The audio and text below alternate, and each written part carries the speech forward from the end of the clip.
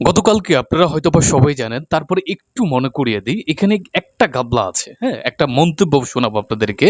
একজন ব্যক্তি নিউ ইয়র্কের সেই ঘটনার খুব কাছাকাছি ছিলেন। তিনি যে পোস্টটা ভাইরাল হয়েছে, যেই পোস্ট করা হয়েছে যে ডিম ছুঁড়ে মারতেছে এরকম একটা ভিডিও ভাইরাল হয়েছে, তো আপনার চোখেও পড়েছে। সেখানে মন্তব্য কয়জনে পড়েছেন?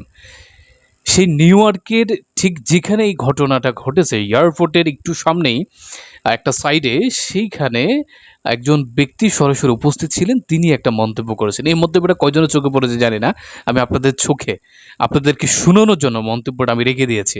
ভাবলাম যে একটু আপনাদেরকে শোনাই। আপনি একটু জাজ করেন। আপনারা আপনারা বলেন, বিচার করেন যে আসলে কি তাই? নাকি তাই না? আমি একটু বলি আপনাদেরকে।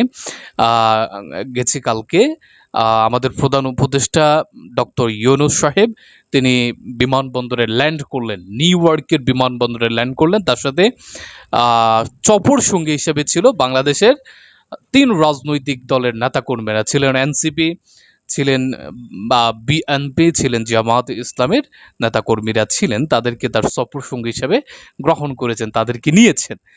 আচ্ছা, তো নিউ ইয়র্কে যখন তিনি নামলেন তাকে কিন্তু প্রোটোকল দিয়ে নিউ ইয়র্কের প্রশাসন তাকে প্রোটোকল দিয়ে সেফলি তাকে পৌঁছে দিয়েছে। কিন্তু প্রোটো